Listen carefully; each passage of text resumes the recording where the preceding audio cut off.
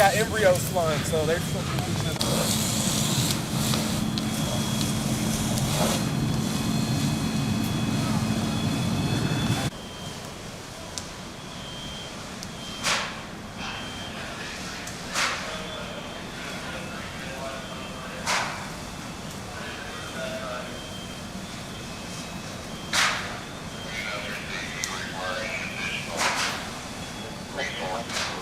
little further down.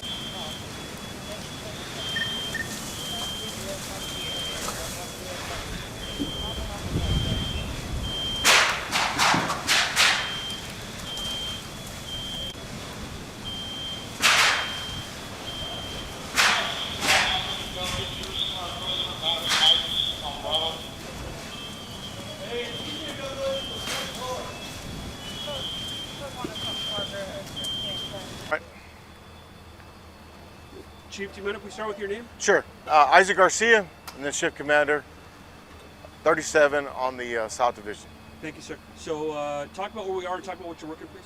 So around 2:30 this morning, we got a call for apartments on fire. As you can see here, it says some townhomes. I spoke to the first engine company, and they said when they got here and they arrived, they had heavy fire coming from the first and second floor. They initiated a typical tactic of establishing a water supply and apartment lay, but they had heavy fire coming out of the first and second floors.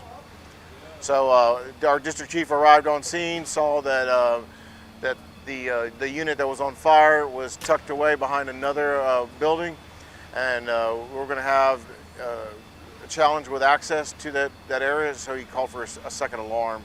So right now we have two alarms worth of folks. It's about 25 units that are here on scene. And we're coming up on 2 hours into this firefight. Right, we're about an hour and a half into it. So far we don't have any injuries. Yeah, we're pushing close to 2 hours. We don't have any injuries.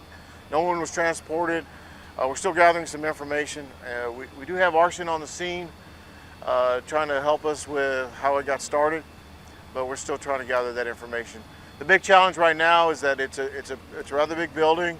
Access to certain aspects of the unit, like the roof, we can't get to it like we would normally do with our trucks. So everything right now is hand tools, and ground level work.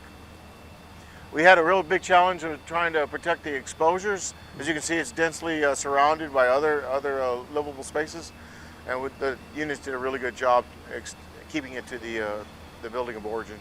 You know, with the low humidity and the winds, we're seeing a little bit of embers. Are you guys dealing with any issues as a result of that weather, though? Well, actually, it's been a lot worse, and it's really not too bad. They've been able to limit the amount of exposures, so they did a really good job limiting it to the building of origin, which we're very happy with right now, because there's a lot of exposures in this area. Mm-hmm. And so right now we have it surrounded, and we don't think it's going to be going anywhere other than the building that it's in right now. So right now it's a little too dangerous to put firefighters inside. The roof has been compromised. We've made a couple of attempts, but the chiefs that are on the ground have pulled everybody out for the sake of safety. Awesome. Obviously cause and origin are under investigation, is that correct? Right. Anytime we have a fire at this time of night, that much fire with that much notice, and anytime it goes to a second alarm, we're going to ask for arson to give us a help. So right now we have no obvious cause of the incident, so that's why we have arson on scene. We're going to be here for probably a few more hours at least. We still haven't tapped it out, so the fire is not going anywhere, but we wouldn't consider it under control to the point where we can tap it out.